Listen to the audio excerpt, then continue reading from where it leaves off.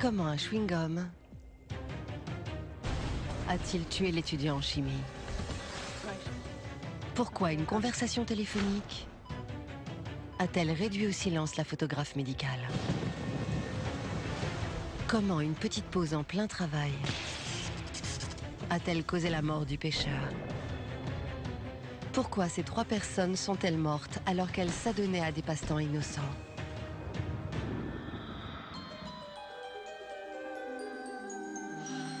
La mort frappe de bien des manières différentes, plus qu'on ne saurait l'imaginer.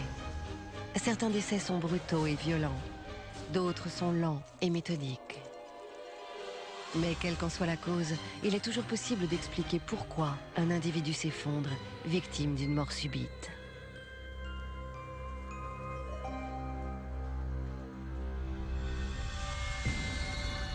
Konotop, en Ukraine, le 5 décembre 2009. Voici Victor Petrev. Le jeune étudiant en chimie est en vacances, mais il n'en profite pas pour faire la fête avec ses amis. Victor préfère se détendre en faisant des expériences avec des explosifs. Il est fasciné par tout ce qui fait boum depuis l'enfance. Il a commencé avec des pistolets à amorce, puis il a continué avec des feux d'artifice. Un des ingrédients clés pour créer des explosions multicolores est un composé chimique appelé chlorate de potassium. Il réagit au contact d'une matière combustible et de colorant en produisant de la chaleur et du gaz qui déclenchent l'explosion. C'est un procédé bien connu de l'experte en explosifs Jamie Oxley. Le chlorate de potassium est un comburant. Les comburants ne fournissent pas une très grande quantité d'énergie, mais ils la fournissent très rapidement. Il fait froid. Maman, non, il faut qu'il fasse froid ici. Pour un étudiant comme Victor, le chlorate de potassium est un composé très excitant à expérimenter et qui plus est, très facile à trouver. Le chlorate de potassium est utilisé comme désherbant. C'est un défoliant approprié pour certaines cultures. Ce jeune homme aurait pu s'en procurer un flacon. Il aurait pu en acheter sans problème.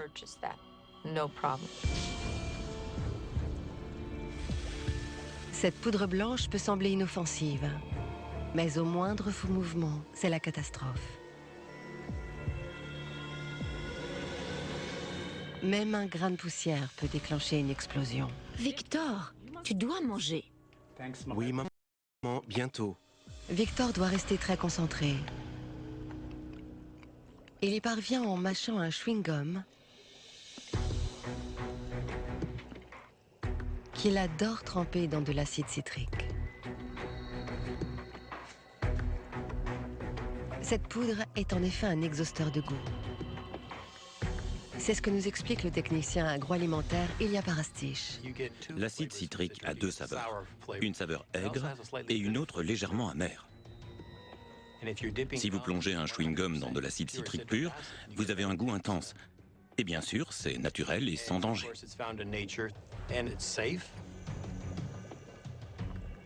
Mais ce n'est pas sans danger dans un laboratoire de chimie, car l'acide citrique peut facilement être confondu avec le chlorate de potassium. C'est une poudre blanche qui a l'aspect du sel très fin. S'il n'y a pas d'étiquette, on ne sait pas ce que c'est avant d'y avoir goûté. Victor est si absorbé par son expérience qu'il ne fait pas attention où il plonge son chewing-gum.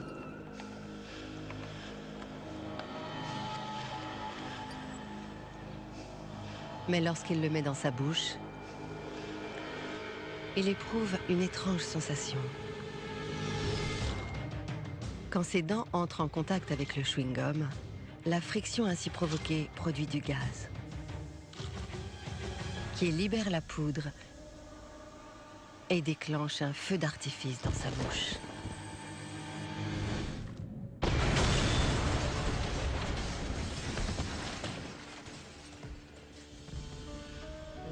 Personne ne penserait qu'un chewing-gum puisse être une arme mortelle. Mais il l'a mâché avec suffisamment de force pour amorcer la poudre. Et sa mâchoire a explosé. Victor Petrev était un étudiant ambitieux qui adorait jouer avec le feu. Malheureusement, sa dernière expérience lui a valu une mort aussi subite qu'inhabituelle.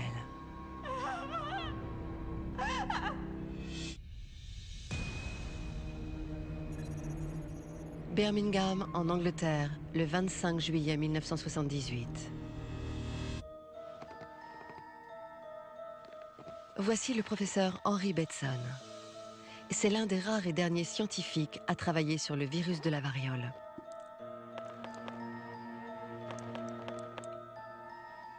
Un an plus tôt, le dernier cas a été répertorié en Somalie. Les chercheurs ont enfin réussi à éradiquer la maladie responsable de la mort de centaines de millions de personnes. L'homme qui, à l'époque, a dirigé un programme mondial de vaccination est le docteur D.A. Anderson. La variole est sans doute l'une des pires maladies infectieuses pour l'homme. 3 patients sur 10 en meurent.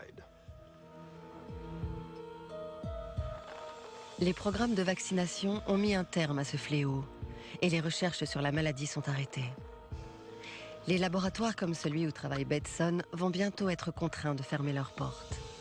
Pour le chercheur, le temps presse car il étudie un virus animal qui ressemble terriblement à celui de la variole. Nous avions un puzzle, c'était un vrai problème. S'il existait une souche animale du virus, on pouvait craindre un retour de la maladie chez les humains. Donc il était très important d'isoler ces animaux.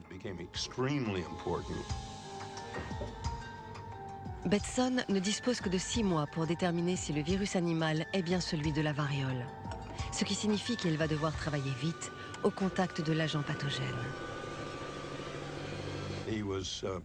Il étudiait beaucoup d'échantillons. Cela signifiait dissocier le virus pour l'examiner. Ce n'est pas courant pour un laboratoire de pratiquer la centrifugation d'autant d'échantillons, mais c'est ce qu'il faisait. Cette méthode accélère le processus, mais elle n'est pas sans danger.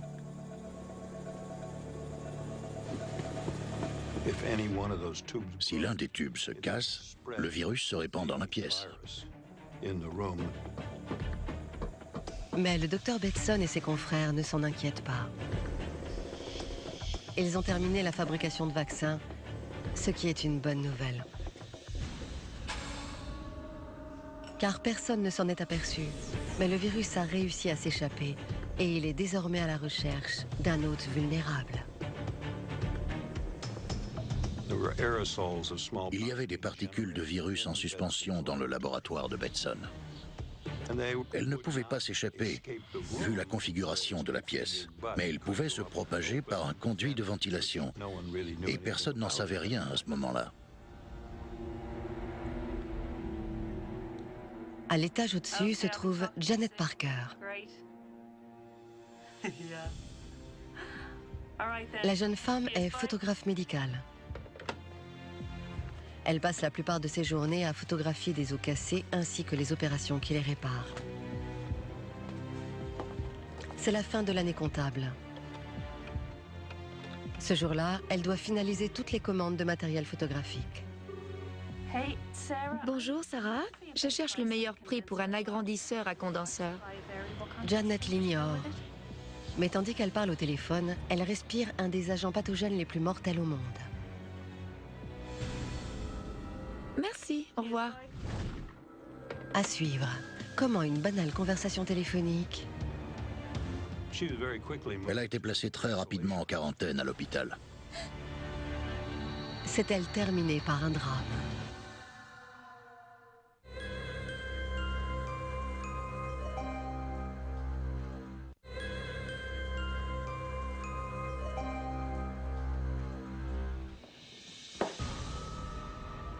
Le fléau de la variole vient à peine d'être éradiqué quand quelques particules du virus s'échappent d'un laboratoire de virologie.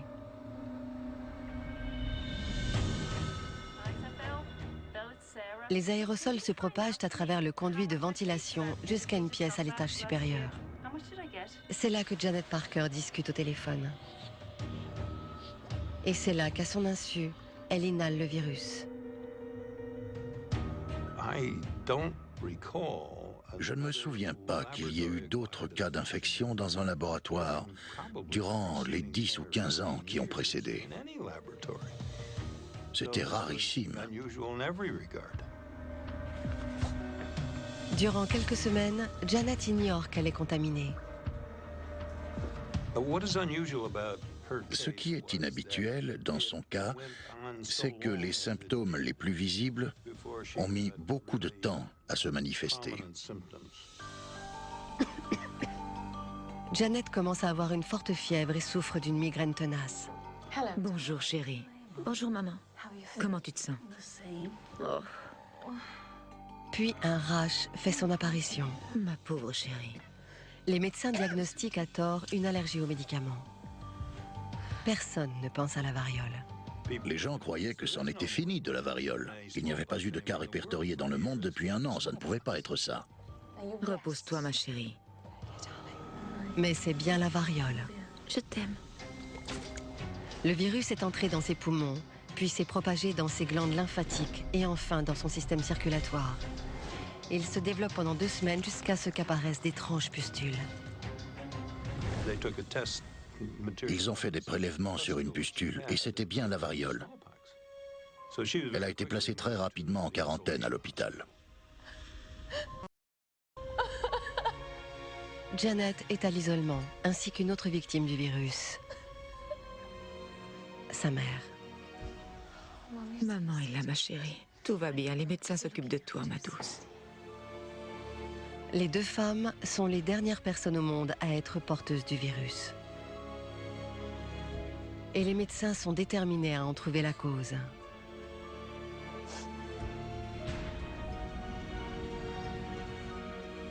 Ils contactent alors le docteur Betson. Celui-ci s'aperçoit très vite qu'il s'agit de la même souche que celle sur laquelle il travaillait. C'est une révélation atroce.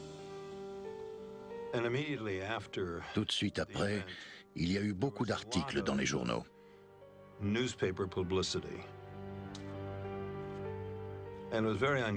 Ils étaient très peu flatteurs pour lui et le laboratoire.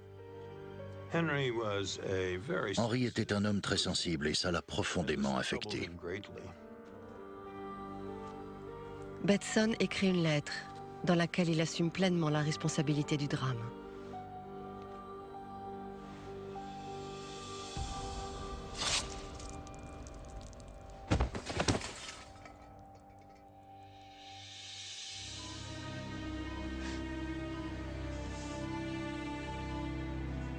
La mère de Janet survit. Mais la jeune femme n'aura pas cette chance. Le 11 septembre 1978, Janet Parker meurt de la variole. C'est la dernière victime de la terrible maladie. Janet Parker passait sa vie à photographier et à répertorier des dossiers médicaux. Elle ne se doutait pas que le sien mentionnerait un jour une mort aussi subite qu'inhabituelle.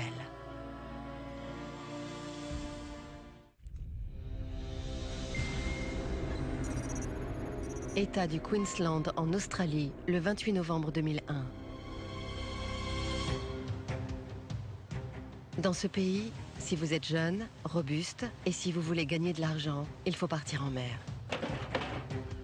Et si vous voulez décrocher le gros lot, vous embarquez sur un chalutier de pêche. Voici John Wellington, 19 ans. Et fais attention.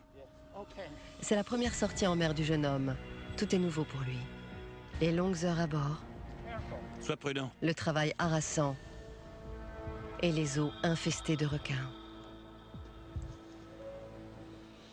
C'est un environnement familier pour l'ingénieur du génie maritime Alan Gillis. C'est probablement l'un des métiers les plus dangereux qui soit. Les équipages sont souvent sur le pont 20 heures par jour.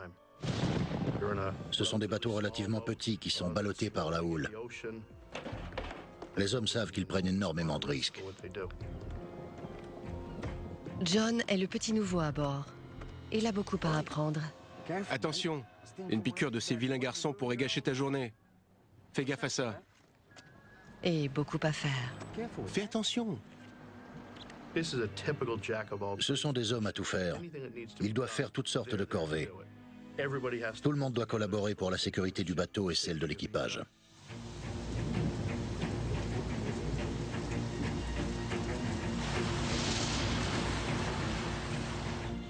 En pleine mer, le plus grand danger, c'est lorsque l'orage approche.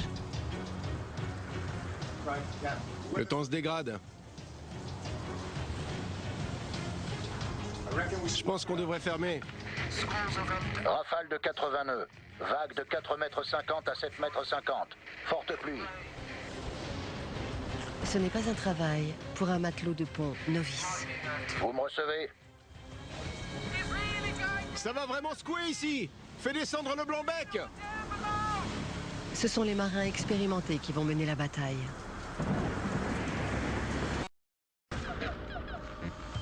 La seule guerre que livre John, c'est sur sa console de jeu.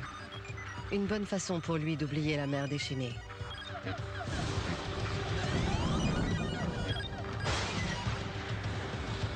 C'est de pire en pire. La tempête redouble de violence et le chalutier va devoir affronter bien plus qu'une forte pluie. Une vague scélérate. Le temps de se rendre compte que c'est un mur d'eau, c'est trop tard. La vague arrive de manière inopinée avec une force incroyable. Certaines peuvent atteindre 30 mètres de haut.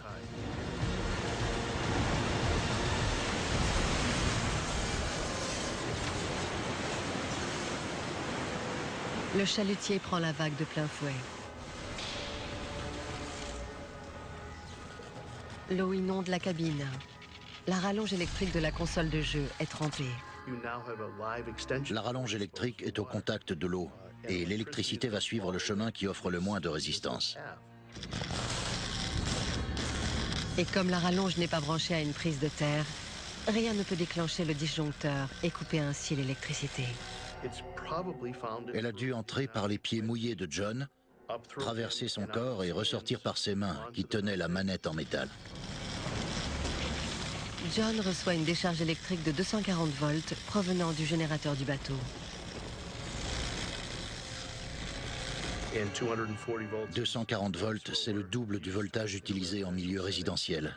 Ça fait certainement beaucoup de dégâts.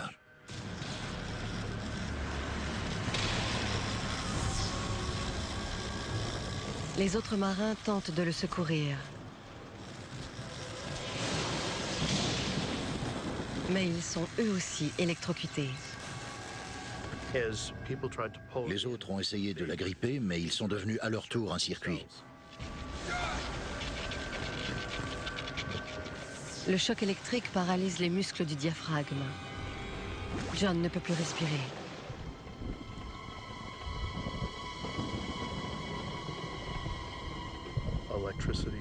L'électricité est une drôle de chose. Elle n'a aucun scrupule. Avec elle, vous n'avez pas droit à une seconde chance. John Wellington ne pouvait partir en mer sans sa console de jeu. Il n'imaginait pas qu'elle serait l'artisan de sa propre mort, aussi subite qu'inhabituelle.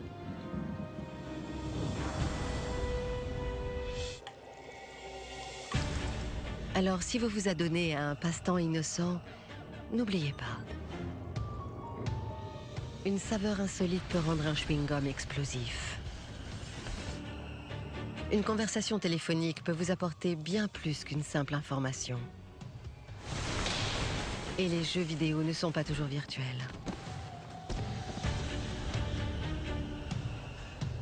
L'étudiant, la photographe et l'apprenti pêcheur. Tous trois se livraient à leur activité favorite. Aucun d'entre eux ne pouvait se douter que leur passe-temps innocent les mènerait droit vers une mort aussi subite qu'inhabituelle.